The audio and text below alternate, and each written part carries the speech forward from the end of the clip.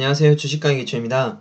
이번 강의는 주식시장에서 돈을 잃지 않는 방법, 자금의 분산에 대해서 말씀드리겠습니다. 자금은 투자를 위한 투자금을 말하고 분산은 나눈다, 그뿐입니다.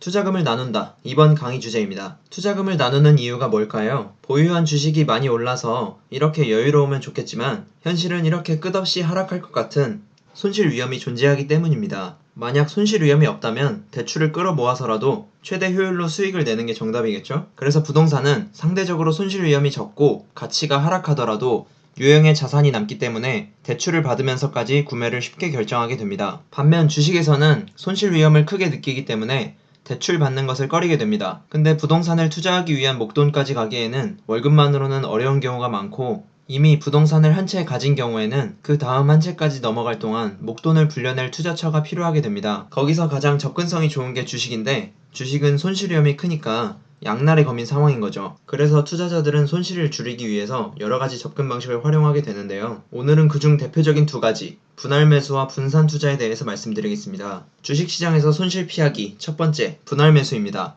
분할 매수는 매수를 진행할 때 투자금을 한 번에 사용하는 게 아니라 일정 비율로 나눠서 사용하는 겁니다. 이건 혹시 모를 하락에 대비하는 기법인데 여기 그림처럼 하락장이 갑자기 찾아왔을 때 올인이라면 심리적으로 너무 힘들지만 이때 분할 매수를 통해서 하락에 대응할 수 있게 됩니다. 단순하게 말해서 일부 자금만으로 종목을 매수하고 내가 매수했던 가격보다 주가가 하락한다면 남은 자금으로 추가 매수를 진행해서 매수했던 주가의 평균 단가를 낮춰주는 방법입니다. 여기서 평균 단가는 구입한 주식의 총 가격을 보유한 주식의 수로 나눈 겁니다. 기존에 A회사 주식을 만원씩 10주를 매수했다면 보유수량 10주와 평균 단가 만원 이렇게 표시됩니다. 이후에 추가로 8,000원에 10주를 매수하고 기존에 보유한 주식과 합쳐서 다시 평균을 내면 평균 단가가 9,000원인 주식 20주가 표기되는 겁니다. 결론적으로 분할 매수는 평균 단가를 낮춰서 하락에 대한 리스크를 관리하는 방법인데 매수를 했다는 건 그 주식이 어느 정도 상승할 것을 예상하고 그 다음에 매수를 했을 테니까 평균 단가를 낮춰두면 다시 상승했을 때 자연스럽게 저점 매수 형태가 되는 거죠. 혹시나 전망이 안 좋아서 탈출하고 싶을 때도 이렇게 평균 단가를 낮춰두면 탈출 가능성이 높아집니다. 주식시장에서 리스크는 위험이라는 의미 말고 불확실성이라는 뜻으로 사용됩니다. 주식은 하루하루 불확실한 손실 위험이 있기 때문에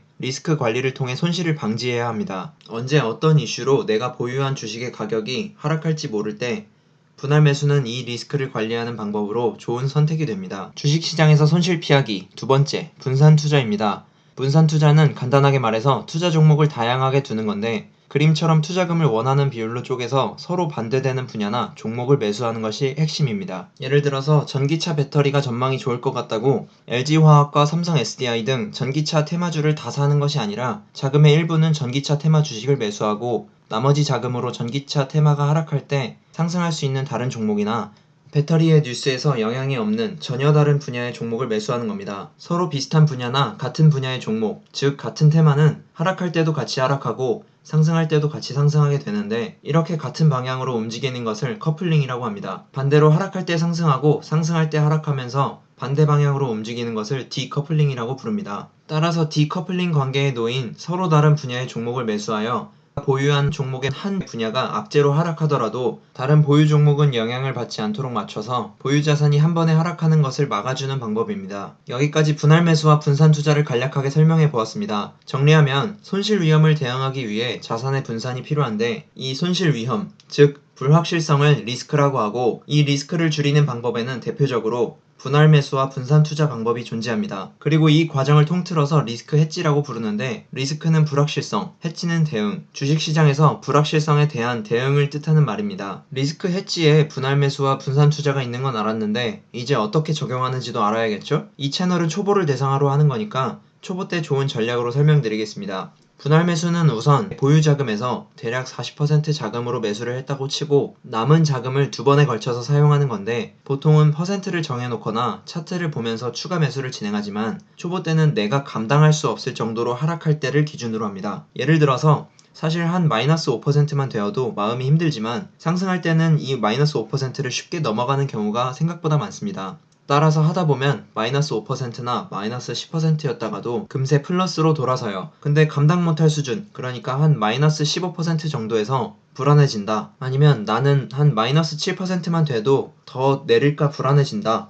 그럴 때 추가로 매수를 진행하는 겁니다. 예를 들어서 1억에서 4천만 원을 매수했다면 남은 6천만 원을 두 번 나눠서 3천만 원씩 매수하는 거죠. 쉽습니다. 더 내리면서 하는 거예요. 분할 매수에서 가장 중요한 건 결국 평균 단가를 감당할 만한 마이너스 폭 안쪽으로 유지시키는 게 목적입니다. 무슨 말이냐면 마이너스 10%가 불안하신 분은 그때 추가 매수를 하세요. 기존 4천만 원에서 마이너스 10%일 때 3천만 원으로 추가 매수를 하면 대략 마이너스 6%까지 줄어들게 됩니다. 목표는 감당이 가능하게 만드는 거죠. 1억으로 다 매수를 했다면 마이너스 10%일 때 마이너스 1천만 원이 되면서 더 내릴까 걱정이 되지만 4천만 원에서 마이너스 10%는 400만 원이고 추가 매수를 하면 7천만 원에서 마이너스 400만 원으로 손실 금액은 같아지지만 평균 단가가 낮아지면서 다시 주가가 상승할 때 수익 구간으로 들어갈 확률을 높일 수 있습니다. 이게 중요해요. 평균 단가가 낮아진다는 게 중요합니다. 마지막으로 분산 투자는 내가 매수하려는 테마에 반대되는 테마를 같이 매수하는 겁니다. 예를 들면 우리나라는 분단 국가 특성상